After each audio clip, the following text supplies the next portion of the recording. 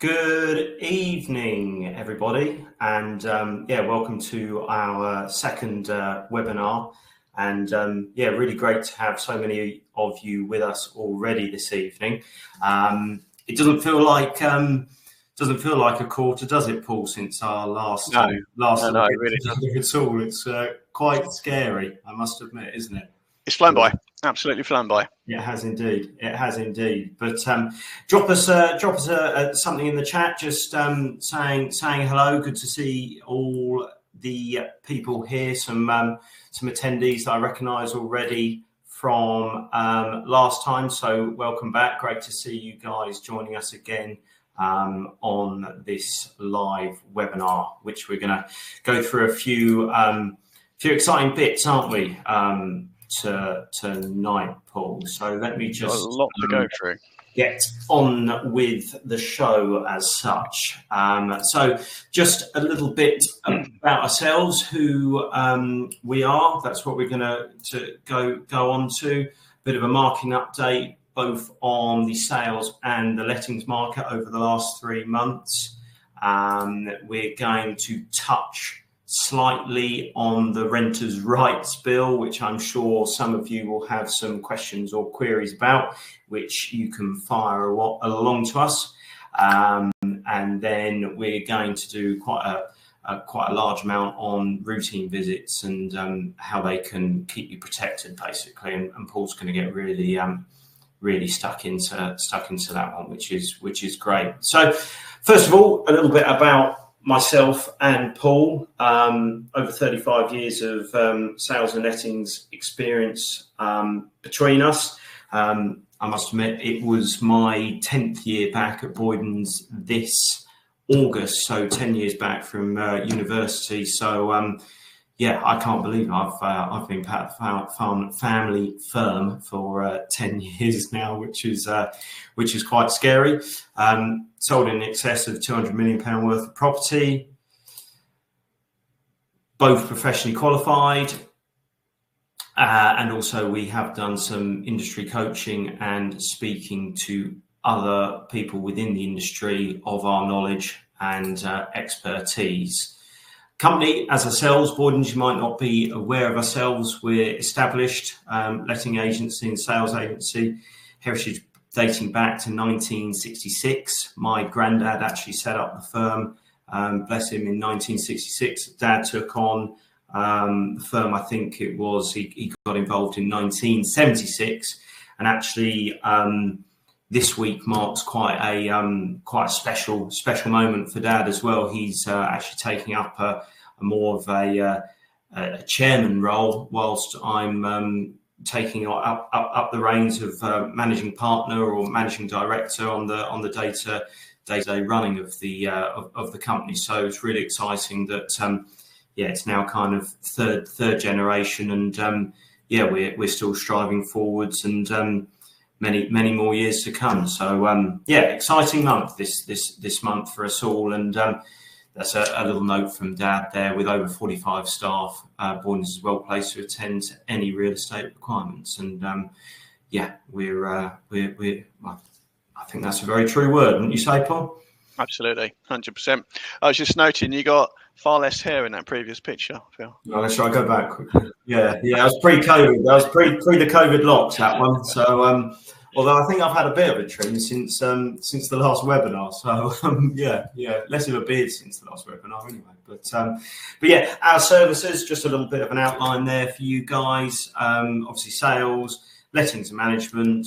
We've also got a really good leasehold and estate management department, looking to grow that as well. Holiday lettings down on the Frinton branch. We're also doing kind of property sourcing for investors that are looking to grow their portfolio. We're going out and actually sourcing properties for them as well. So that's another lateral that we are growing and working into the business, which is very exciting. These are our kind of 4 offices in the North Essex, kind of South Suffolk area at the moment. That's kind of where we are, really. But following on from the last webinar, we had some fantastic chats with landlords that really needed to have a bit of I suppose, a bit of a deep dive, didn't they, Paul, with some of our experts. And we went through quite a lot of calls with a bit of a tenancy health check. And those 4 areas there on the screen were the main items which we assisted with: tenant arrears, compliance tidy ups, just not doing simple things that that you have to do that have come in. We also assisted with some landlords that decided to kind of sell some of their properties. So we actually put them together with people that were looking to invest, and then got some sales through where didn't need to get the tenants out. So if that is something that maybe that you're thinking of doing, then please do get in contact on that front. And really a big one that I think that we touched on a lot last time, Paul, which was rent views and the importance of it. And I think that's what we've really helped a lot of landlords over the last 3 months, kind of concentrate on getting their rents up to market value, really, isn't it, Paul? I think it's something that's just seems to be forgotten. In terms of the tenants behave and they pay their rent on time, and then time. We were just saying at the beginning of this webinar, we can't believe it's been a quarter since the last webinar. Before you know it, that years up, 2 years up, 3 years up, 4 years up, and your rent has remained stagnant. And all of a sudden, landlords have found themselves achieving way below market rent. And a lot of the guys have been chatting to landlords, and they've been astonished at how low their rent is compared to market rent. And it's a very quick fix, a very, very quick fix. But it's turned some of our landlords' properties into non-profitable to profitable businesses. Yeah, especially with the mortgage rates. And we had that good chat with Chris, reference to mortgages on the last webinar, and it has been that difference that the mortgage rates has crept up. But the rent hasn't. So it's, as you say, it's turned non-profitable into actual profitable investments, really. So, it has been a really good call to helping out landlords and, making sure their investments are compliant and also actually making money for them. So, it has been great to help some of those guys out. So moving through, this is where I kind of just touch a little bit on market update. Lovely house there that we actually sold only a few weeks ago, out in Bewers, or between Birmingham and Bewers. Lovely property, but that's probably my favourite property that we've sold over the last 3 months, just because it's beautiful, lovely house. But anyway, I will. So in here, average new sellers asking price sees a seasonal drop actually, which is it's a minimal amount, 1.5%, so 5,708 this month to 367. That's kind of over the whole. But then looking more in Colchester and 10 miles, properties in that area over the last year, 342. But the main bit to look at here is the third line down. Overall sold prices around Colchester over the last year were 7% down on previous years, and then behind there it does say similar to 2021, so before that real boom up that we had post COVID. But that's a 7% down on last year. So that's just a little bit of a note on there. I also had a little look at our kind of personal figures as of the 3 months leading up to our last webinar. We sold £11.835 million worth of property with an average price of £288,000, which was, I stand corrected, that was June to this month. So that is the most recent one, whereas March until May, which is for the quarter before our last webinar, we actually sold £19.367 million worth of property with an average price of 293. So we saw kind of our average come down by 6,000. So a minimal amount, but the actual amount of unit sales was down slightly over the last 3 months, which isn't anything to be of any major concern. July and August notoriously are quieter months for sales. with people going abroad. But it's it's nothing too scary. But I will just say that we are already seeing good levels of valuations coming in September, with properties coming to the market already in the next 2 weeks. We're seeing as many properties coming on in the next 2 weeks as we did in the whole of August. So it looks like there's going to be a good amount of sales coming into place for the next month and a half on that front. We are also seeing actually a few landlords looking at selling more than normal, and I think that is just because of the talk of capital gains being decreased. So you're going to get taxed more on your assets, which you've had for longer. But that hasn't happened. But there's talk of that happening. So some of the investor landlords are looking at kind of offloading whilst they can. But obviously, we'll keep updated on anything on that front. More on the letting side of things. Average advertised rents outside of London rise to a new quarterly record of 1,314. Colchester is actually slightly higher than that. Colchester rental average is 1,394. And as you can see there, that's 7% higher than last year. Number of inquiries for each property is receiving at 17. Whilst that is down from 26 in 2023, it is more than double in 2019.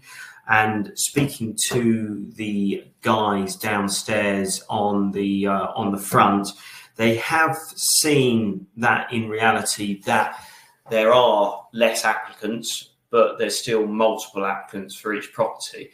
You know, this time last year, it was kind of the phone was just off. It was ridiculous. That's what it was. Yeah, and that was crazy, and it will be interesting to see that if more landlords or these landlords that I talk of are selling, whether actually we see, as there's less stock, we may see another little increase in the rent. And we keep saying rents aren't good, they can't keep going up. But if there's less stock, then, you know, there's going to be more demand. And you don't have to be a mathematician to work out that often brings prices up on that front, really. But yeah, that's a little bit on the letting side. Average yields here. So as you can see, for our kind of area, we're kind of, you know, where are we? East. Yeah. So 5.9, slightly better yield. So I think that there's a lot of things as well when I'm speaking to investors that are looking to offload, that haven't again kept on top of their rents. They're not seeing yields like that. They're kind of even, you know, 4.3, stuff like that, which isn't really interesting. New investors are looking to buy. So again, another reason to keep on that. We had an exciting time on the mortgage front within the last quarter. As you can see on the left-hand side, since August 18, we saw the last drop, well, it was actually March 20, we saw the last drop in the mortgage rates, and it's been up ever since then, all the way up until 1st of August this year, where we saw 0.25 come off. I'm not saying that is actually going to change the world. Roughly on a 300 grand mortgage over a 25-year term, we're talking £50 a month. But it's a nice feel-good factor that it's starting to come off slightly. And I think that might be why August, we actually saw on historical Augusts, we actually saw more deals going in the book than other years, because of there's just that little bit of feel-good factor, so to speak, there. But I don't think it's going to set the world alight. But that's a little bit of update on the market on there. As anyone's got any questions with reference to the market, then please do put them in the chat, and we'll come back to that. Or if any of you guys have any questions about current values or anything like that, then get in contact with myself or any of the team, and we'll be happy to assist you on that front. But right, let me get the slides up. Paul, I think this one's a little bit over to yourself, because of we've got a newfound thing of the renters' rights bill now that's being talked of, Paul. Yes. So those of you at the last webinar, you'd remember I had a whole load of notes which I threw behind my shoulder, because just before the webinar, government decided that they weren't pushing through the Renters Reform Bill. Well, I now have those notes. I need to open up again now, because whilst it's not called the Renters Reform Bill, it's the Renters' Rights Bill. So, which, to be honest, is a duplicate of the Renters Reform Bill to a certain degree. So there is a lot that's included in the Renters' Rights Bill. It has been taken from the Renters Reform Bill, the chief one of which, of course, is the removal of Section 21 possession notices. Now, timescales wise, because it's already templated, they do have to go through the same process of going through Parliament, House of Lords back to Parliament before it becomes written in law. But it is expected, because the majority of the bill is already there, that this could be as early as April 2025, if everyone gets the push on.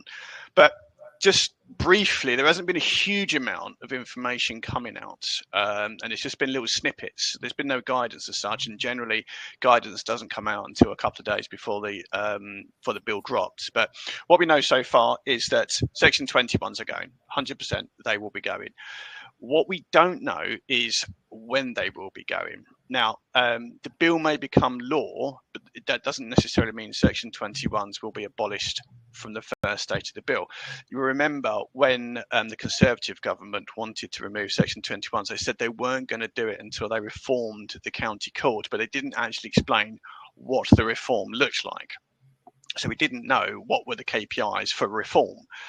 It's the same here. There is a need for reform to the county court. That has been acknowledged, and they will reform them. But they, as far as I know, they haven't tied in the banning of Section 21 with the reform. Just before, just with the courts, for instance, it's as the timescales kind of come down at all.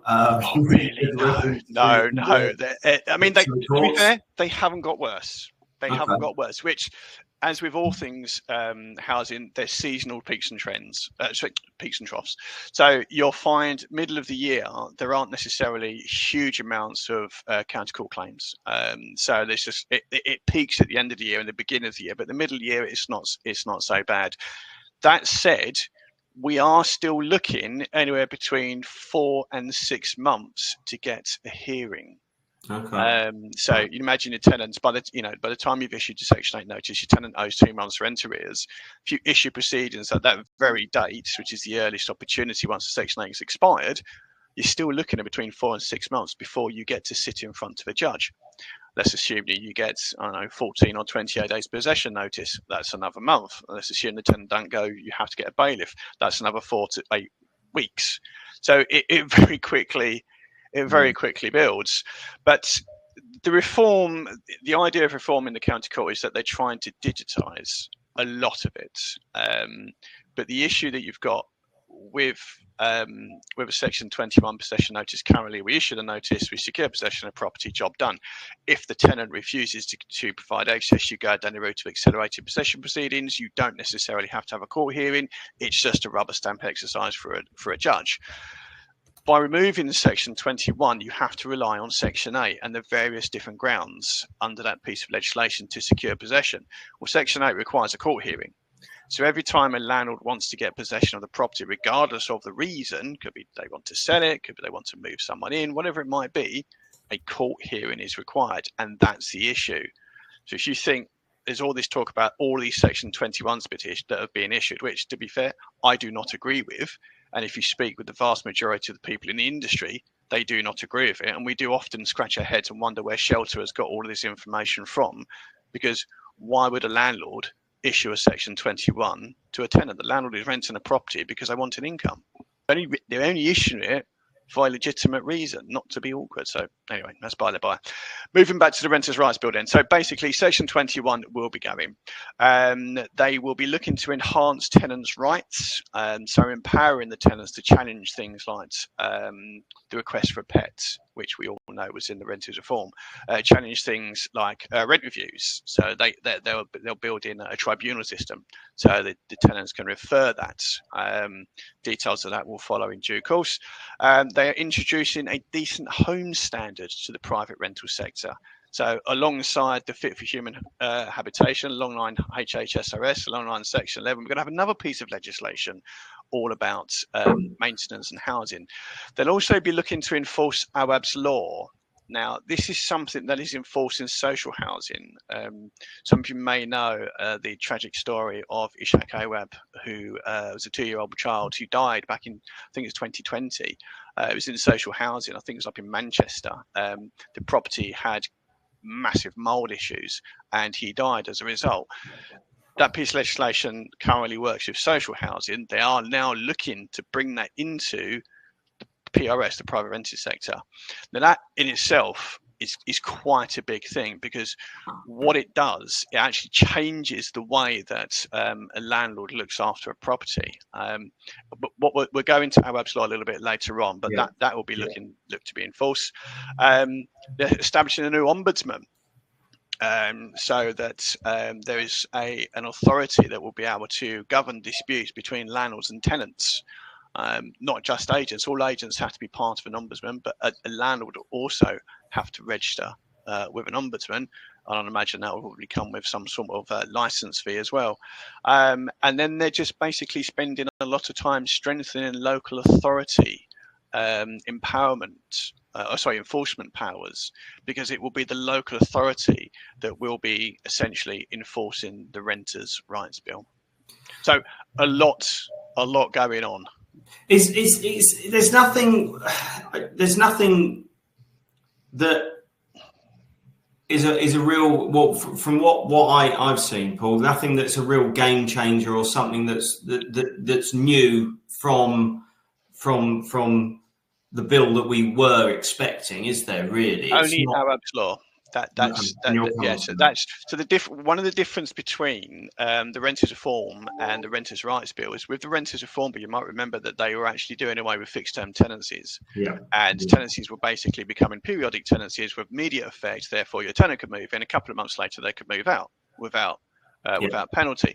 That hasn't been mentioned, so it looks like that they've actually listened to the industry and they've dropped that. Now, this shouldn't really be an issue for any landlord. Any good landlord shouldn't be concerned about the Renters' Rights Bill, because this is here to enforce things that what we call rogue landlords aren't doing. And it just gives greater powers to local authorities to enforce it. But if you're looking after your property as you should, then it's absolutely fine. You do need to be aware of it, because there will be significant fines, so you need to keep on top of the compliance side of things. But as I say, it shouldn't massively concern most landlords. I say that the key thing is just the change of how we get possession. So rather than default, I need possession for whatever reason it is, I'll issue a Section 21. Now it's like, I need possession because I need to sell my property. I need to issue a Section 8 underground, whatever ground that might be. I need possession because I need to reoccupy my property. That's a Section 8 under this ground. So there's more donkey work. Normally now it's Section 21, issue a notice, forget about it for 2 months, speak to their tenant a couple of weeks before, sort out handover keys, job done. Now it's the notice. Let's go to court. Let's have a hearing. Let's put my case forward. Is the tenant going to argue? I need to think about, Christ, if I don't get possession on that date, how is that going to cause me a problem, etc., etc., etc. So it's just a lot more planned and a lot more thought. So all it means is we all need to be thinking a little bit further ahead. No more spontaneity and sort of let's sell it, unless of course you're going to sell it with the tenant in situ. And we are obviously staying ahead of all the updates with reference to the Renters' Right Bill. And please do look out, because if something does come in, or whether they choose to do something quite quickly in kind of October, we may well do a special one-off kind of, not so much a webinar, but bit of a get together where we do a bit more of a deep dive into what has been decided. But our next webinar is going to be at the end of November. So we will do another update on that time. But if there's anything major, then we will hold a extraordinary webinar to kind of go through that, and that'll probably only be 20 minutes, half an hour to do a bit of a deep dive, and just so you know everything, and we'll set that up as quick as possible on that front. But the main bulk of today, Paul, we said that we were going to kind of touch on this, didn't we, as of our last webinar? And I think we kept on having more and more questions coming in with reference to kind of routine visits. So we thought, you know what, let's concentrate on a large bulk of this evening about the routine visits, and really why they're important, and just to make sure that you are doing it. So this little graphic here is a little bit of a background on everything that kind of links in to a routine visit. So Paul, as you've kind of half touched on Awaab's law, can you explain to the to everybody a little bit about what this is really? Yeah. I mean, routine visits, I could sit here and talk to you for hours. Please don't. About the benefits of routine visits, but we'll soon start to see the numbers drop off and everyone will be wanting their tea, etc. So I'm going to keep this short and sweet as much as I possibly can. Before we go into it, I'd like to ask those watching a question. Oh, yes. Yeah. And that question is, is it? What would you consider to be your perfect tenant? Is that someone that you don't hear from, pays their rent on time, never has any issues, always sorts out a little bit of maintenance for you, knows a handyman, and then just sends you a bill and you pay it? Be interesting to see a response from people. Is that your perfect tenant? I've put who does routine inspections on their properties. Or that, yeah. So I can't type that quickly, Paul. But perhaps we can just put some answers in the chat. Do we consider that to be the perfect tenant? Someone who pays their rent bang on time, no problems whatsoever, never gives you any fuss, always helps out with the maintenance because they're a builder or they know a builder, and then just pops you an invoice and you send them the money. Nice and easy, yeah? So we're just letting that flow through, because I know that you guys are about 30 seconds behind us on these. So just going to let that. It looks like, Paul, actually quite a lot of people do carry out routine inspections, over half. At the moment, we've got kind of 65, just gone up to 66%. So literally 2/3 are saying that they do carry out routine inspections, whereas 33% are saying they don't. It'd be quite interesting to see if they are carrying them out and actually looking at the things that you should be looking at when you are doing a routine inspection, because that's really the crux of it, isn't it, really, Paul, on that front? So final results in there, 65% yes, 34% say no. So obviously we spend a lot of time talking to our self-managed landlords about the importance of a routine visit. Can you talk us through just why these are important and why every landlord should do them? I was just reading the comments on the site, and I may ruin some people's evenings. So the scenario I gave a moment ago of a tenant you don't hear from, pays their rent on time, never gives you any problem, doesn't call you at 3 o'clock in the morning if there's any maintenance issues, deals with the maintenance themselves for a builder, whatever it might be, drops you an email, drop the cash off or send them some money. That's the perfect tenant. It is not the perfect tenant. That is a prime problem. I'll talk about why. So there are so many pieces of legislation that the landlords are responsible for, and all authorities look at landlords as the professional, and not knowing what a tenant does or what the tenant is doing is not a get out of jail free card. So going back to that graphic we were talking about just very, very quickly. So let's start with right to rent. We'll come back to Awaab's law in a minute, so we'll work our way around. So let's start with the right to rent. So let's assume we've got this scenario with this perfect tenant. You've not been to that property for a period of time, whatever it be, because you have no reason to, because everything's looked after perfectly. Say Mr. Tenant moves in his friend or gets a girlfriend, moves the girlfriend in. They carry on as they are, but then all of a sudden the local authority or the authorities establish that that person moving in doesn't have a right to rent check carried out against them. Who's responsible? That'd be the landlord. What's the fine for that? That'll be £10,000, please. If they've moved 2 people in, that'll be £20,000, please, or up to 5 years imprisonment, just by simply not knowing. You've then got Section 11. So Section 11 is a key piece of legislation. It's the landlord's mandatory repairing requirements. Now, often a landlord will look at something and say, well, my tenant reports maintenance to me and I deal with it, which is okay, that's fine. However, a landlord has to be proactive, and this is where the law is changing. They're trying to move away from reactive landlords to proactive landlords. So really what a landlord ought to be doing, because they were seen as the professional providing a service to the tenant, is they ought to be checking for maintenance rather than just relying on the tenant to provide them with maintenance issues.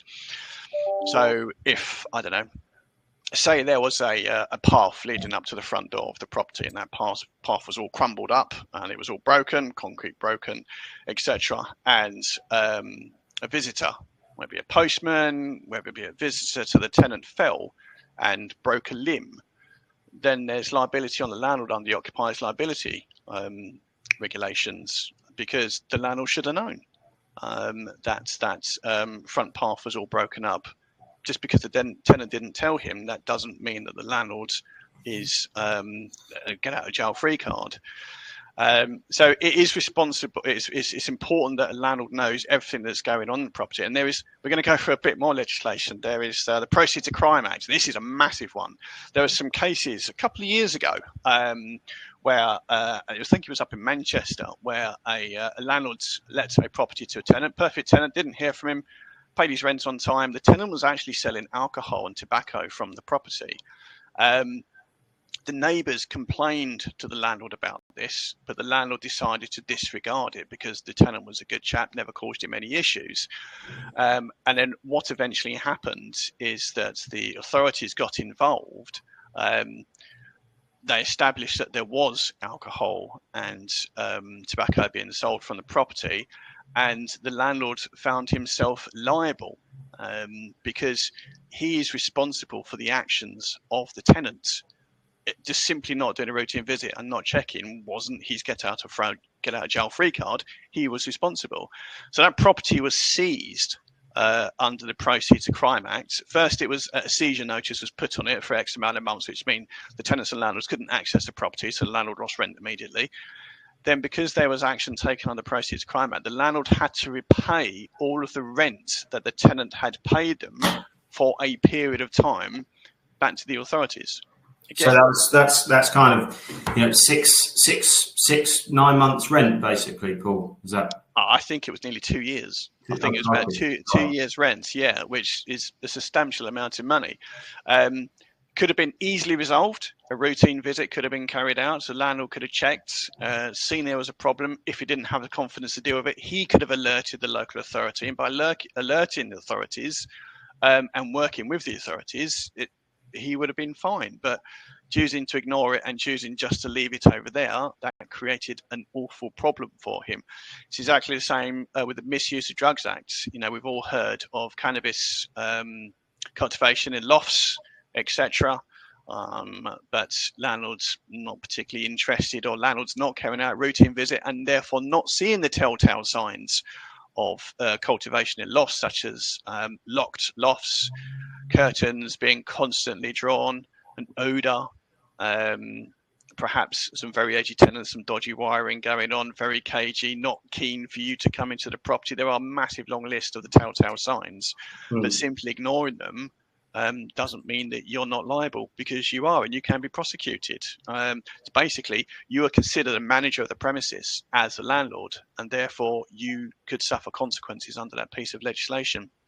Homes fit for human habitation. Again, another huge piece of legislation came out in early 2019, if my memory serves me correctly. Lays out a big, long, definitive list of things that landlords are responsible for to make sure that property is fit for human habitation. Now, we all have different levels of acceptance. You know, a landlord might decide to live like this. A tenant might decide to live like this. If a tenant is living at a lower level, that might be their choice. That doesn't make it right.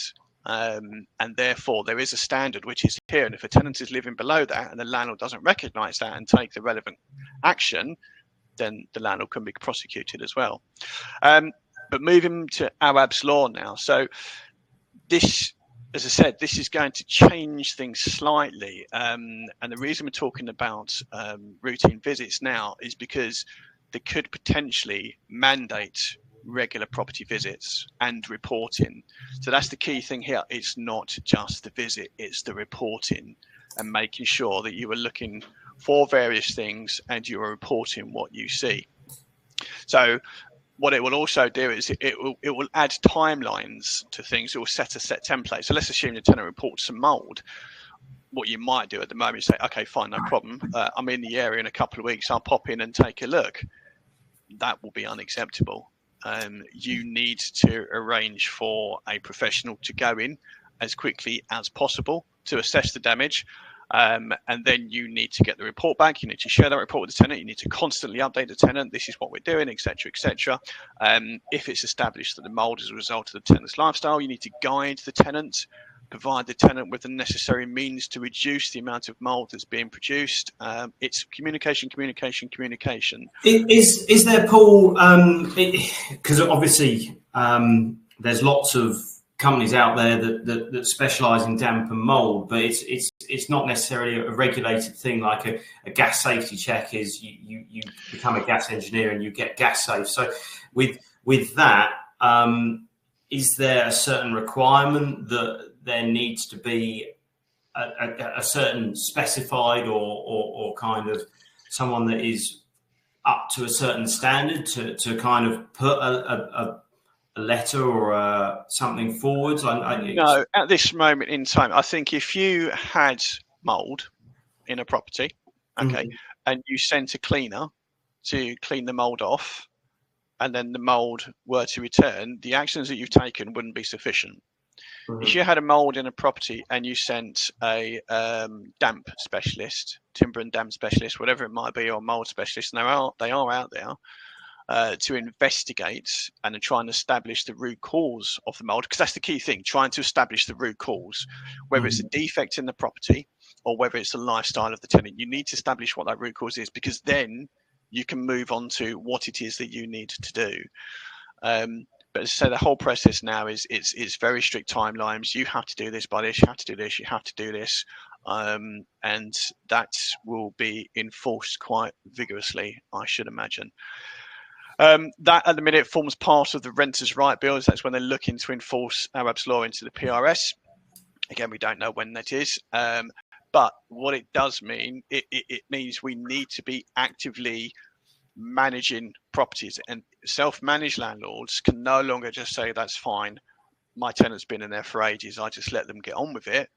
That now is not acceptable. A self-managed landlord has to essentially be like a letting agent. They have to carry out regular property visits. They have to show that they are compliant, and they have to be able to prove that through their reporting, and that reporting will save them from an awful lot of fines should anything go wrong. But in addition to which, they have to advise tenants on things that they need to be doing to ensure that the landlord remains compliant. So there's going to be a lot of work for landlords in time to come for things that they need to be doing to prove that they are professional landlords. Right. And then the last one, the old favourite, which is the HHSRS, which is the Housing Health and Safety Rating System. I always get them wrong, Debbie, but I got it right tonight. That's a huge piece of legislation. 29-point check. You do not want anybody from the local authority carrying out a HHSRS survey, because they won't just survey 1 point; they will survey the entire property, all 29 checks, and you guaranteed they will find something. And that is just a massive headache for you. I'll just bring in, we're not going to do all the questions at the moment, Paul, but Julian's just asked, so is the landlord still responsible if they are using a registered approved letting agency? Well, it depends whether you are paying that letting agency to carry out routine inspections on your behalf, basically. Yes. Yeah. So it depends. Is the landlord responsible for carrying out routine visits, or is the landlord responsible for the legislation? It's always the landlord who's responsible for legislation. There is some legislation that a registered letting agent will be joined and severally liable for. So one of those, for instance, is gas safeties. If you have an appointed agent and the gas safety isn't carried out, the agent is joint and severally liable for the completion of the gas safety. The agent can also be liable under HHSRS. The local authority can serve a works notice on the owner, but they can also serve a works notice on the letting agent. So letting agent takes on a level of responsibility. The difference by appointing a local letting agent is they have the knowledge and the skill and the means to be able to ensure that you are compliant. So they will know, they'll have structured reports that are carried out by independent professional clerks who know exactly what to look for. When those reports come into the property managers know exactly what it is that they need to send the tenant. They can monitor the progress of the tenant, and they can guide the landlord as well. So the idea being is the landlord doesn't have to know the ins and outs of all this legislation, because the agent does, because they're professionally qualified in all of these pieces of legislation. So they can just be reassured that it's all being dealt with because it's a managed property. And for specifically for the guys that are registered to the webinar this evening, we are actually offering our services to carry out kind of a one-off routine visit on your property. So as a attendee, you have got that offer there. So I'm just going to publish that there. So if anyone does want to sign up for a one-off routine visit, there is obviously a cost to that, but sign up to that, and one of the guys will get in touch with you about booking that in, just to put your rest assured that everything is as it should be. But I'll leave that there for a moment on that front. Just gonna have a look and see if there's anything else specific about routine inspections before we do anything else. Nicholas Anthony's asked Paul regarding routine visits. These are particularly relevant if there are short-term rents and/or Airbnb, as these are often not mentioned, are currently being targeted by potential criminals. Okay, so that's interesting. A little bit of a take there from Nicholas on there. I think you'll see lots of legislation change in the very near future regarding the management of Airbnb. I think the government's got its focus on Airbnb because they're realising this is a little bit like the Wild West over here. And it needs to be regulated because there can be a lot of problems.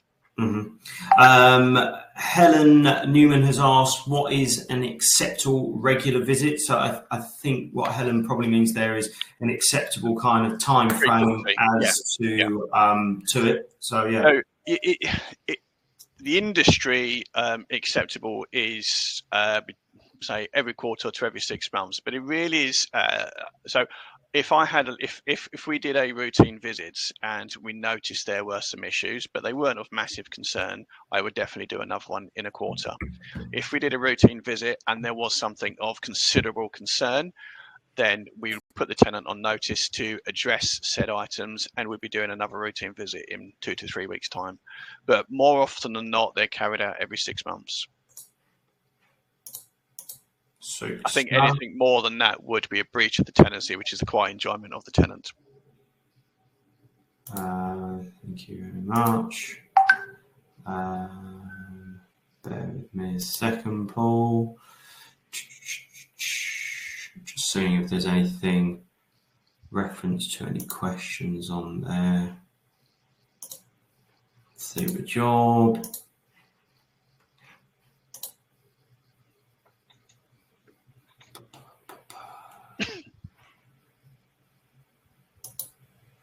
But yeah, that's... I think that I've just seen just a couple of questions on there. I'd hasten to add any landlords who are on here who are fully managed by Boydens, none of this is a concern. You don't need to be concerned, because our compliance is that tight that any issues that are raised, if they are mandatory repairing requirements and we can't get hold of you, whether you're overseas or not, or holiday, then rest assured we will address them immediately, so to ensure that you remain compliant.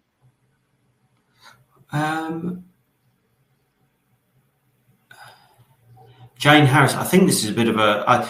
I'll be surprised, Paul, if you can answer this one. But let's have a little look.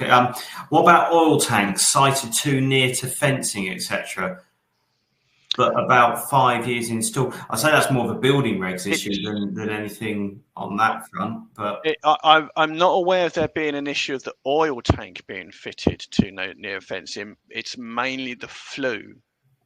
So flues can't be, flues have to have a certain amount of distance from an obstruction for obvious reasons, for blowback, etc., etc. The actual fitting of the tank close to fencing, I'm not aware of. Yeah, because the tank's just a reservoir, isn't it? Yeah, the water and the flue that actually burns it. There was a change in building regs about how close a new tank, when a tank is fitted new, can be to a property, whether it's metal, whether it's double skinned or single skinned. There is they are Fallin and annual oil services. Annual. What CD11s? So you're having a CD11 and it's failing because it's too close to a fence. Is that what we're saying, Jane? If Jane mentions that on there, but Paul, I've had a couple of questions which I think we've already answered, but someone may have missed with reference to our section 21 still valid at the moment. They are. Yes, they are. Yep. And yeah, we'll certainly keep you guys on board with that. Jane said yes, Paul. I don't know if that makes any difference to you. Right. Okay. We will find out. Thank you. Another question that has popped up, I think this is more, which I missed with reference to actually routine inspections, is what do I do if my tenant refuses me access to do that routine inspection? Can I just go in with the keys if I've served the notice saying that we are doing a routine inspection? Unfortunately not. However, anytime you want to go into the property, the landlord does have the implied right under the tenancy agreement, but they need to serve the 24 hours written notice. That's what most tenancy agreements say, certainly that's what ours say. If a tenant responds back to you in writing and says, no, you are not coming in, then no, you are not permitted to go into that property. To do so would be a breach of the Protection from Eviction Act 1977, which comes with a whole host of fines and, in extreme cases, a prison sentence. So, no, I would advise you not to go into the property. The issue that you have, if a tenant continuously refuses you access for a routine visit, alarm bells should be ringing. Why? Yeah. Why are they refusing me access? Is it mean they're overoccupied? Have they got 6 Dalmatians in there? You know, nice dogs, to be fair. Yeah, nice are they cultivating all sorts of weird, wonderful things? You know, it should trigger alarm bells, which would mean, right, okay, perhaps I need to look at the longevity of this tenancy agreement and think about removing this tenant. The only way that you can enter a property without notice is in the event of an emergency. So, say for instance, the tenants were away on annual leave, the neighbours call you up and say, we can smell gas, or there's water, noise, drop point into your building, whatever it is, then you can access because you're dealing with a proposed emergency.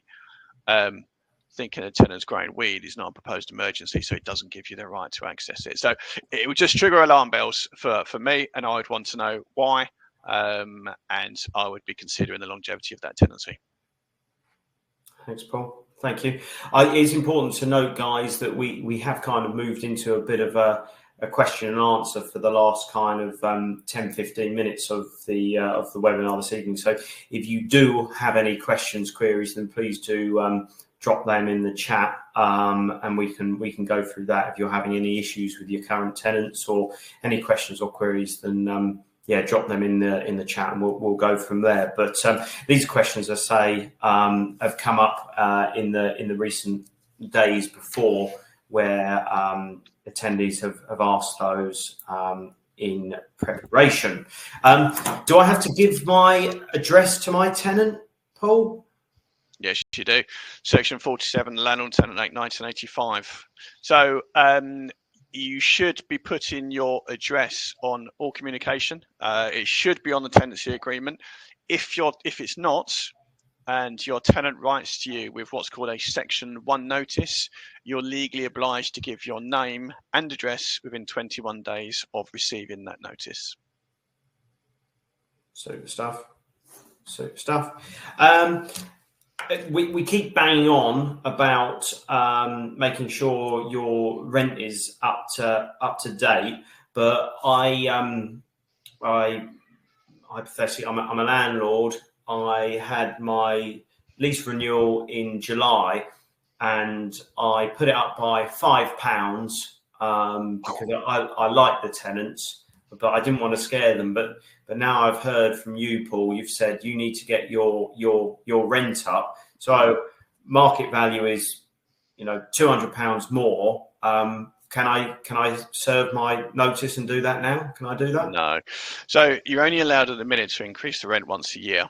And there's various different mechanisms for doing that. So one is by agreement of issuing a new tenancy agreement. The second is if the tenancy is periodic, i.e. it's rolling over on a month-to-month basis, you issue the Section 13 notice to increase the rent after the 30 days notice has expired. So that's why it's really quite important, because you're setting. So if you're signing your tenant up for 12 months, you need to make sure you set the rent at the right level, because your costs aren't going down as a landlord. If anything, they're going the opposite way. They're going up. Yep. So you need to make sure you set it at the right level, at the market rent, to make sure that you're able to cover all your costs. Because we get a lot of landlords, don't we, come to us and saying, I can't be a landlord anymore. The rent I'm receiving just isn't covering all my costs. And we sit down and we do a portfolio review, and we go, oh my God, your rents are so low. Yeah, you need to get them up. And it's been great because we've been able to get some of the rents up and help the landlords recover their losses and go back to enjoying being a landlord. But it seems to be a common problem not keeping the rents at market level. Mm-hmm. There was a question as well that Landlord has heard that there was talk of the EPC rates changing soon for the kind of minimal amounts. Is that included within the renters' rights bill, Paul? No, this is a different piece of legislation. So if you recall, Conservatives were looking to reduce the minimum level from an EPC from an E to a C for all private rented property. And then sensibly, they decided, actually, no, that was just ridiculous. That was never going to happen. Don't know why we even thought about it. Let's knock it on the head. And everyone went, "Way, hurrah." They listened to us. Unfortunately, the Labour government have said, oh, that's a good idea. Let's do that. So by 2030, unless anything changes at the moment, 2030, all rented property must have a minimum rating of C, which is utterly ridiculous. Yeah. What kind of? This probably puts you on the spot a bit, Paul, but I reckon that must be 20 to 30% of all properties that are rented out, almost kind of what they're C rated. Well, less, as in that are underneath that would kind of fall off the rental sector, wouldn't it? Or do you I think it'd be more than that. Yeah. I think it'd be more than that. I think you're looking, those that are C rated are probably about 20 to 30% at the moment. Everything else is worse than a C rating. But at the minute, the landlords under current means, the landlord has to spend the first £3,500 worth of remedial work to try and bring the property up to an E level. If they're unable to do that, they can apply for an exemption. They're now talking about, well, actually, the minimum spend from a landlord should be £10,000. So the landlord is now responsible for the first £10,000. Now, there is talk of various grants that they're going to revive. Yeah. I have spent many an hour talking to many service providers to try and secure grants for landlords, and it's a postcode lottery. I can't find any. And if you do find one, I know we're not doing your area. We're doing somewhere else. Or actually, no, this one's being withdrawn. And if you look at the data, the amount of grants are actually issued for the lifespan of the grant is very little. Yeah.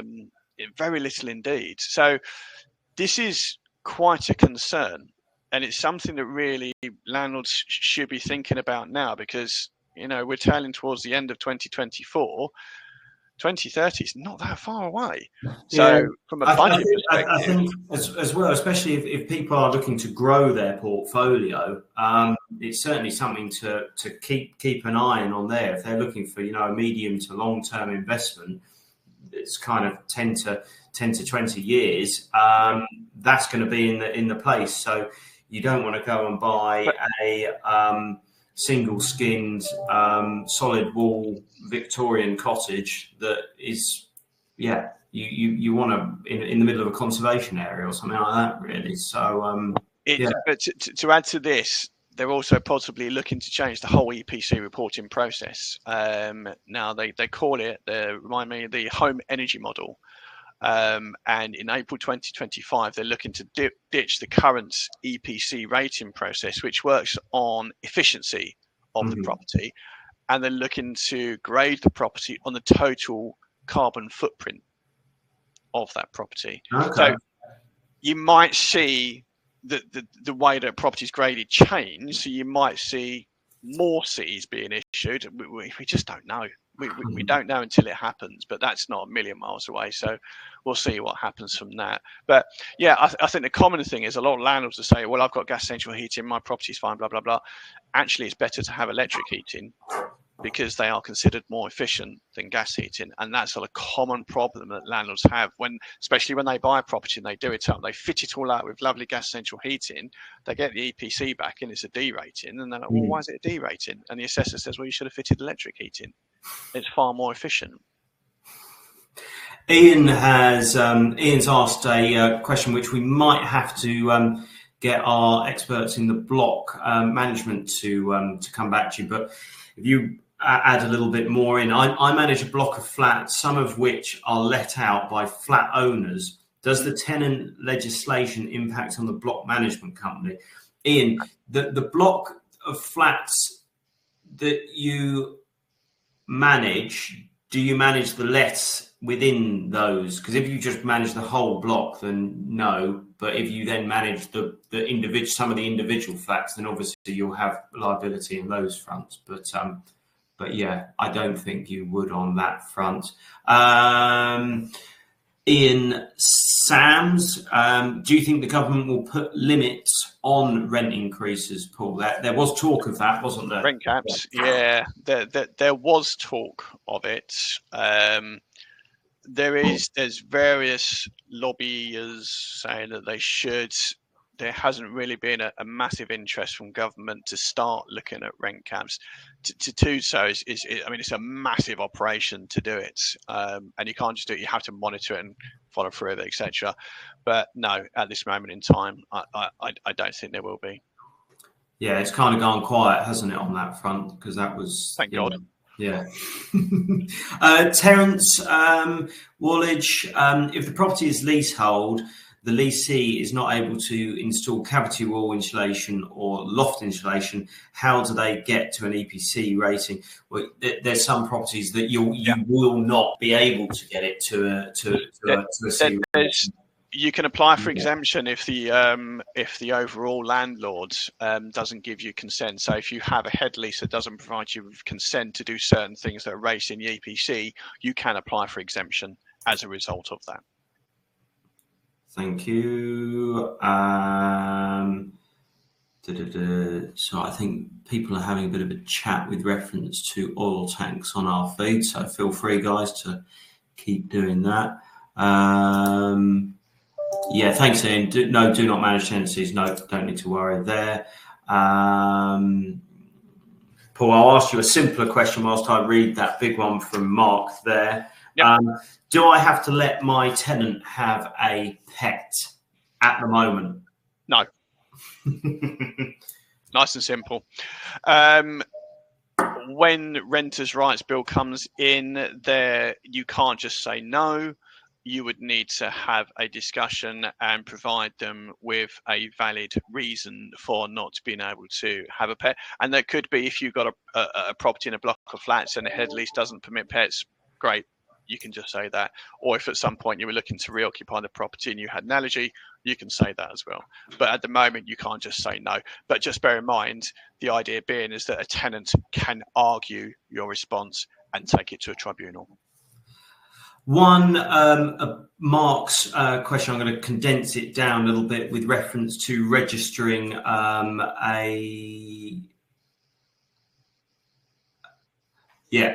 registering a deposit. Sorry, it said holding deposit there. So registering a deposit. Is there amount of time that you have to register it between the date that you receive it or the date that the tenancy starts? It's from the date you receive it. Mm-hmm. Yeah, 30 days. 30 days from the date that you receive it, yeah. Mm-hmm. So it doesn't matter about the start date. The tenancy is about the date that you receive it, and within 30 days of that. That's why if you take a holding payment from a tenant, you never use that to go towards a deposit. You always use that to go towards the first month's rent, because the clock starts ticking from the day that you receive the payment. A little bit of a maintenance one now, just general one. Bushes at the front of the property in the front garden, talking 3-4 foot high bushes. Is that on me as the landlord? Is it on you as the tenant? So it depends what's in the tenancy agreement. So you can make it the responsibility of the tenant if you stipulate it in the tenancy agreement, but you do then have to remember that you have to guide the tenant in what it is that they do. So say, for instance, you've got a lovely bush and you say, right, Mr. Tenant, you're responsible for looking after that and trimming that back. They go out and hack the hell out of it and it dies. You're somewhat annoyed. You said, I'd like to replace it. They could turn around and say, well, you didn't tell me what to do. I'm not green-fingered. I don't know. You told me to look after it. I trimmed it. It's that simple. The other thing is, Mr. Tenant, you're responsible for that. No problem at all, Mr. Landlord. Puts the step ladder up, goes up the step ladder, starts chopping, falls off said step ladder. Can then sue the landlord. Yeah. Because the landlord's not told him what they need to do. So the easiest thing, if you have big, I mean, we're talking established bushes here. I mean, everyone has common sense applied. But if you have big established bushes, big established trees, the easiest thing to do is for the landlord to get a gardener to monitor and maintain those at regular times. Unfortunately, what you could have done in the past, you could have built it into the tenancy agreement. You could have said, I've got a gardener, he comes around every month, he charges me 50 quid, I'll bill you for that. You can't do that anymore. That's a tenant fee ban. But you could look at, if you were charging, I don't know, £1,000 rent, you could decide, I'll charge 1,050, so you could cover your gardening costs, but you wouldn't. It would just be 1,050 rent. Good idea. Good idea.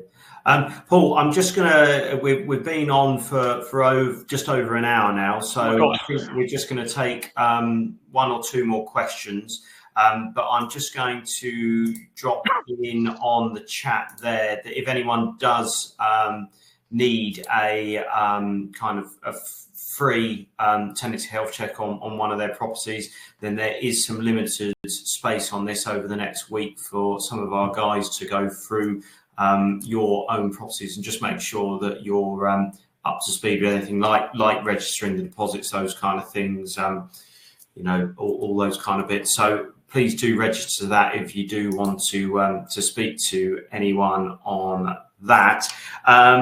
Paul, I've got a question from, well, this came in before the webinar about what do I do if I need to sell my tenant's property. And the first thing I'd say is speak to us, Paul. Talk to us, yes. Yeah. Absolutely, 100% talk to us. You could probably pick this one up, talking about the off-market service that we provide, which has been working an absolute legend for some of our landlords. I think commonly what landlords do think is that I need to sell my property, I need to get my tenant out. No, you don't.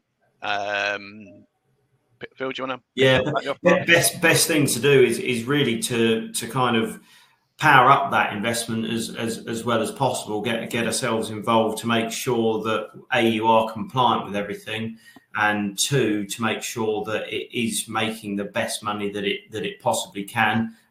You know, serve notice, get the rent up as high as possible, because of investors are principally looking at yields in the area, and that's what many of their calculations do run on. They'll be looking at capital growth and those kind of things. But what we would initially do is carry that out, a bit of a tenancy health check and a bit of a streamline to get it working well. And then we'd float it to investors that we have already on our books, in which they are looking to grow their portfolio, and they will actually basically pay a finder's fee to buy the property. So therefore, you wouldn't have to pay a agency fee for selling the property.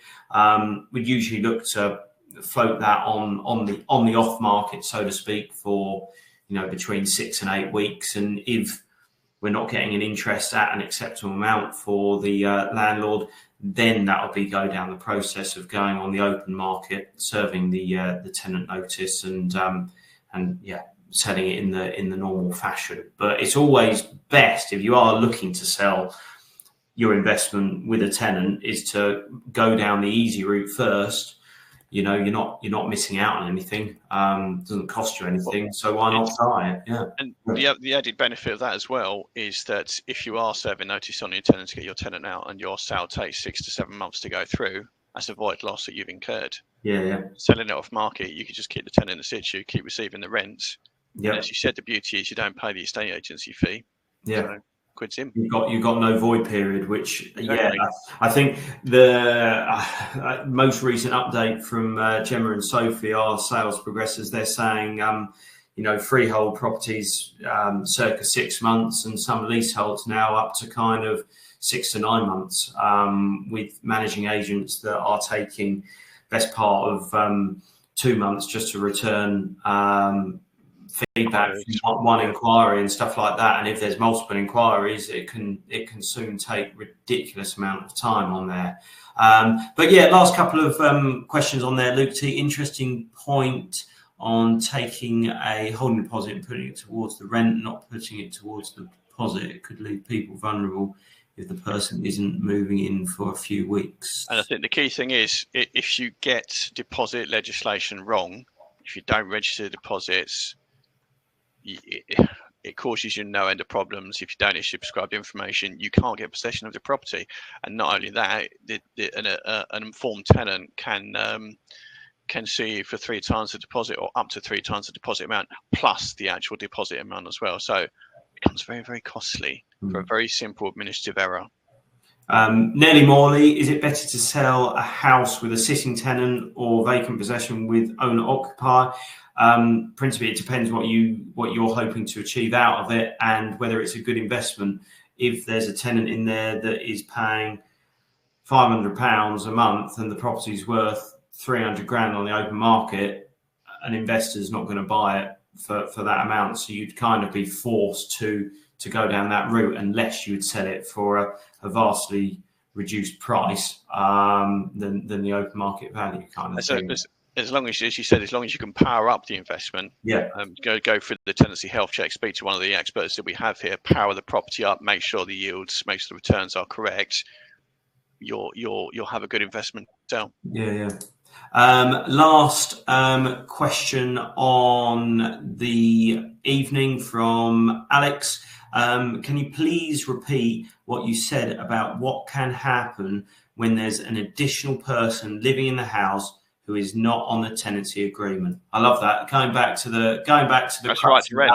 Yeah, that's. Thanks for that. Always keep us on edge. Right, so that's right to rent. So again, it's the landlord's responsibility to make sure that every person who is living in that property over the age of 18 has a right to rent check carried out on them. And it's the responsibility of the landlord. If you appoint an agent, what happens is the agent indemnifies the landlord to carry out those checks, but it is always the responsibility of the landlord. So if you don't, so you got Mr. Tenant moves in, he's two mates, let's say, moves in two mates, and it's established that those two mates don't have the right to rent checks carried out on them, or you can't evidence that you have carried out those checks if asked, then you could be fined up to £10,000 for the first person. The second person is seen as a repeat of the offence, not both, but the second person is seen as a repeat. So then you're fined 20,000. So 10 for the first, 20,000 for the second. That's a 30 grand fine for not doing a bit of paperwork. Shocking, absolutely shocking. There you go. But these fines are growing. So they've doubled in the last couple of years, and they will continue to double because there's such a push on this now. The government really wants landlords to be responsible and check the right to rent of all of the tenants in situ. Mm-hmm. Well, I think that leads us to, I do have a couple of questions there, but we will come back to you guys after the webinar. We'll come back to you tomorrow on that front.